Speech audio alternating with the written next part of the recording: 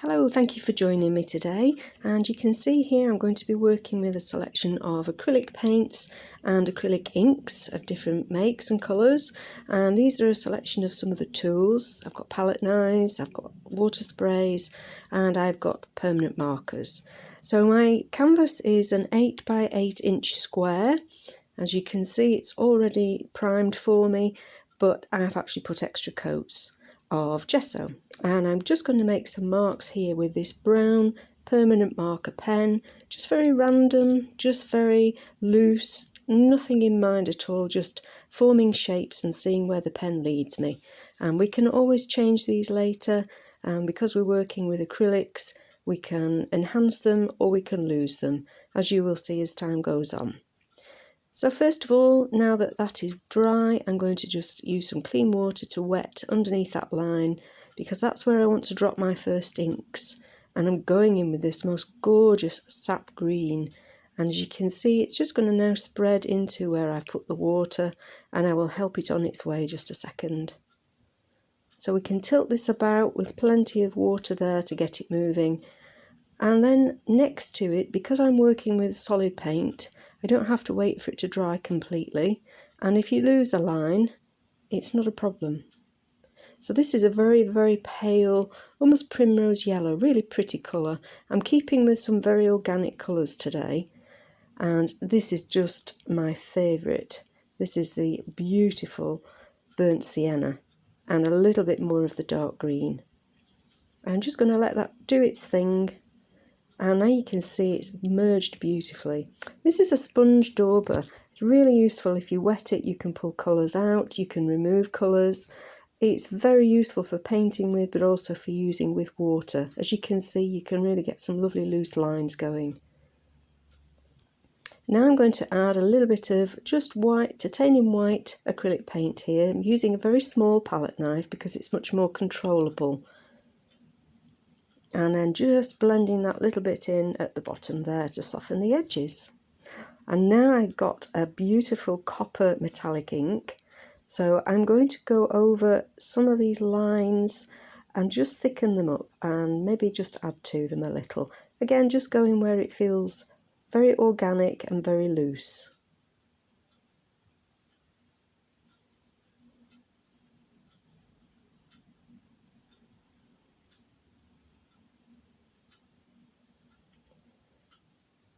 And they are a lot thicker. The metallic inks do not run quite as easily as the non-metallic, so it's quite nice to be able to spread them around with a palette knife. This is a slightly larger knife, and I'm just pulling that paint out. And then I'm going to add in some beautiful yellow ochre and some sort of more orangey shades. I want to blend this section out. And then I'm going to go in with a lovely sort of lemon yellow, like I've done in that central square, and just keep blending until I'm happy with the results. You don't have to mix too much when you're using a palette knife. It's nice to actually let it overlay colours on top of colours. And now using a fine liner brush, I'm just pulling out some of that copper paint again. I'm just going to pull that up to a much more organic shape at the top. And now back in with that beautiful sap green. Remember, it's about balance, so I've got the green on the left hand, I want it now on the right. And I'm just wetting the brush and just pulling that paint down, pull that ink and soften it out. Now using the Catalyst small blade, I've pulled a little bit of paint out and I'm going to mix in some of the white just to soften that green off a little bit. And now I'm going back in with my Burnt Sienna, just to add a little bit of depth there. And then where that line has sort of got a little bit lost, I can pull that out there as well. The magic trick with the water spray, which helps it all to move.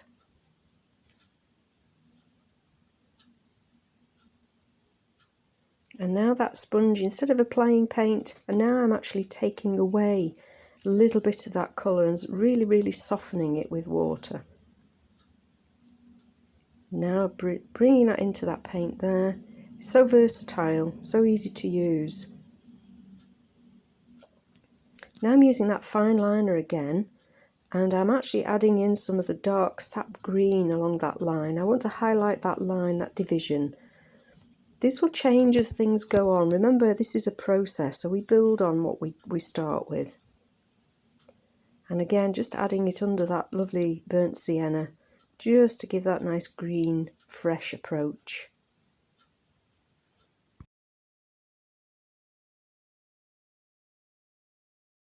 I now want to add a little bit of a different pattern here.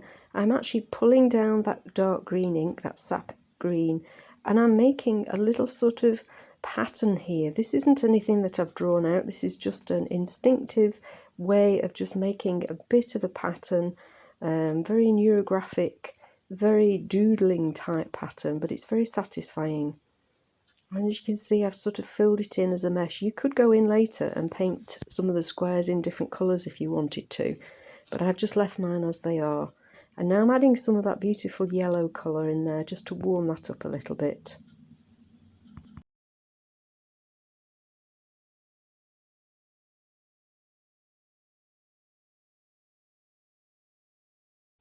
I'm going to do the same sort of thing here, again just adding a little bit more of that sap green in there.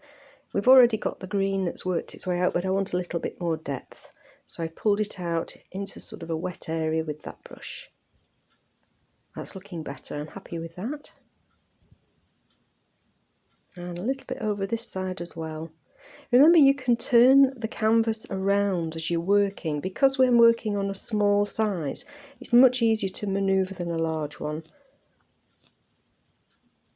Now, in this top left-hand corner, I've actually done some doodling, which I now don't like. So I'm going to show you how I'm going to correct it.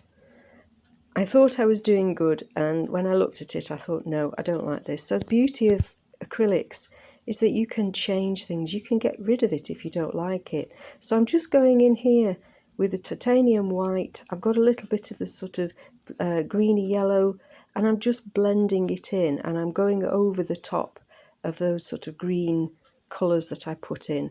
I speeded it up so it's not too boring, but you can see how it starts to disappear. It's just such a great way to be able to correct things if you're unhappy. And you do exactly the same on that other side, matching the colours that are already in there, and before long the whole thing is back to as it was before. No need to panic. And it's just now a question of blending that in, softening it out, and getting it back to where you want to work from. And once it's done, I would let it dry before you start attempting to do anything more over the top. Much happy with that. So now this central block, I'm going to fill in. I've got this most gorgeous colour. It is a golden acrylic colour, and it's called green gold, and it is really beautiful. It sort of is green, but it also heads towards the gold shade as well. So I'm just blending that in over that central block. You'll see we've lost a line there, but that's not a problem. And it's just a question of blending that colour until you're happy. Don't forget, if you lose a line and you want to keep it, you can go back in. It's not a problem. Just softening those edges now. And here I have all little extra lines that I've added in, little extra bits of detail. Now I want to go in with my beautiful gold acrylic ink. It doesn't show up too brightly, but it just adds a lovely sheen, which you will see at the end when I show you the final picture. So I'm just selecting a few areas and just dropping it in. This isn't into any wet, but I'm going to spray it now. It doesn't move as well, so you might need a little bit more water and a little bit of help with a brush.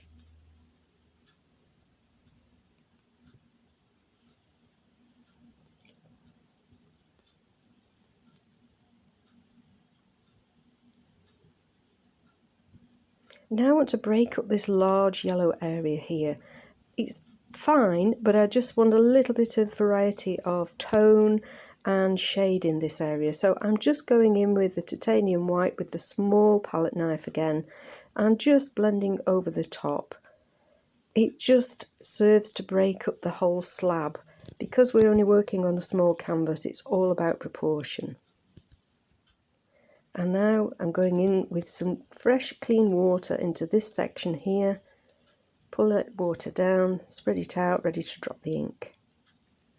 And this time it's back with the Burnt Sienna. It really is one of my favourites, and it will add a lot of warmth and depth to this section. So a little bit of the tilting, remember we put the water on, so it's going to move into the wet parts, and we can move that to where we like it.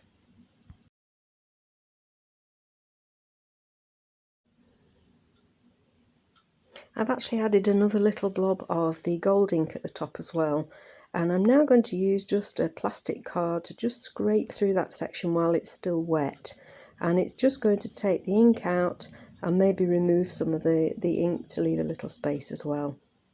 And then back in with the white just to blend that soft area. I'm liking the shapes that are forming. Keep an eye on the shapes that you're getting as you work.